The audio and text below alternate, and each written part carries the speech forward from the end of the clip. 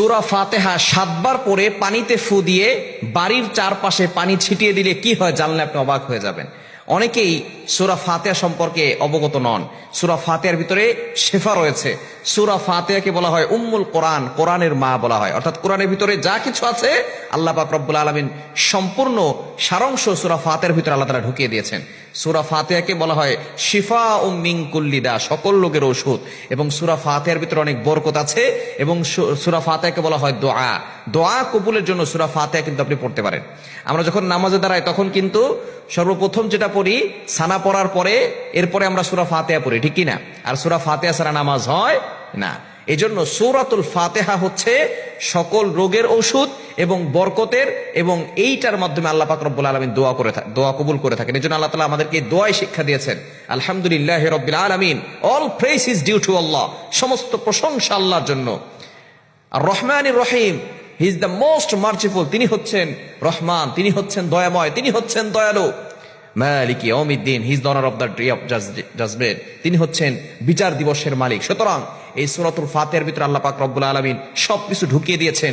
এই সূরা ফাতিহার আল্লাহর প্রশংসা করে এরপর আমরা দোয়া করি, ইহদিনাস সিরাতাল মুস্তাকিম, দোয়া করি না আমরা আল্লাহর কাছে দোয়া করি, ইয়াকা নাবুদু ওয়া ইয়াকা নাস্তাইন, ইহদিনাস সিরাতাল মুস্তাকিম, আল্লাহ তোমার ইবাদত করি, তোমার কাছে সাহায্য চাই। এরপর আমরা বলি আল্লাহ আমাকে সঠিক পথ দেখান। এভাবে আমরা আল্লাহর কাছে দোয়া করি। সুতরাং সূরা ফাতিহা হচ্ছে দোয়া কবুলের অন্যতম একটি অস্ত্র।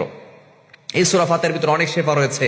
সূরা ফাতিহা 7 বার পরে কোনো ব্যক্তি যদি পানিতে ফু দিয়ে ওই পানিটা খায়, যত বড় ধরনের রোগ হোক না কেন আল্লাহ পাক রব্বুল আলামিন তাকে শিফা দান করবেন। ইয়াকিনের সাথে, বিশ্বাসের সাথে যদি আমল করতে পারেন অবশ্যই আল্লাহ তাআলা শিফা দান করবেন। হ্যাঁ, যদি বড় সমস্যা হয়ে যায় আপনি ডক্টর দেখাবেন, এরপরে দোয়াও লাগবে, দাওয়াও লাগবে। এখন কোনো ব্যক্তি যদি সূরাতুল ফাতিহা 7 বার পরে পানিতে ফু দেয়, ওই পানিটা যদি ঘরের চারপাশে ছিটিয়ে দেয় আল্লাহ পাক রব্বুল আলামিন ওই ঘরের ভিতরে বরকত দান করবেন। এবং ওই ঘরের ভিতরে আল্লাহ পাক রব্বুল আলামিন অসুস্থতার নিয়ামত দিবেন না, আল্লাহ পাক রব্বুল আলামিন সুস্থতার নিয়ামত দান করবেন। কোনো ঘরের ভিতরে যদি কেউ অসুস্থ হয়ে যায় তাহলে কিন্তু আস্তে আস্তে সকলের মন ভেঙে যায়। দেখবেন অনেকে ব্ল্যাক ম্যাজিক করে, জাদুটোনা করে, কুফরি কালাম করে। ঘরের যে মেইন অর্থাৎ সন্তানদের মাকে দেখা যাচ্ছে অনেক সময় ব্ল্যাক ম্যাজিক করে, কুফরি কালাম করে। আর মা যদি অসুস্থ হয়ে যায় ওই ঘরটা একেবারে ধ্বংসের দ্বার প্রান্তে চলে যায়। মা সুস্থ থাকলে মা রান্না বান্না করে, সন্তানদের দেখাশোনা করে, তাদেরকে স্কুলে পাঠায় অথবা মাদ্রাসায় পাঠায়, স্বামীর দেখাশোনা করে।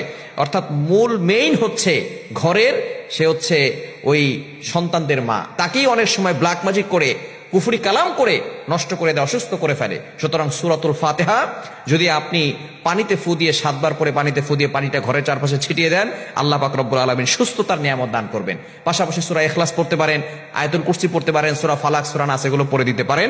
তবে সূরা ফাতিহার ভিতরে কিন্তু শিফা রয়েছে। এটা আল্লাহ তাআলা নবী সাল্লাল্লাহু আলাইহি ওয়াসাল্লামের মাধ্যমে নিজে জানিয়ে দিয়েছেন। সূরাতুল ফাতিহা শিফাউম মিন কুল্লি দা, সকল রোগের ঔষধ। এজন্য 1 নম্বর হচ্ছে ঘরের ভিতরে বরকত আসবে, 2 নম্বর হচ্ছে আল্লাহ পাক রব্বুল আলামিন ঘরের মানুষদেরকে সুস্থতার নিয়ামত দান করবেন। এজন্য অনেকের দোকানে ব্যবসা বাণিজ্য ভালো না, কেমন যেন মনে হচ্ছে দোকানে বসলে ভালো লাগে না, অথবা ব্যবসার ভিতরে আগে ভালো ছিল এখন ভালো যাচ্ছে না।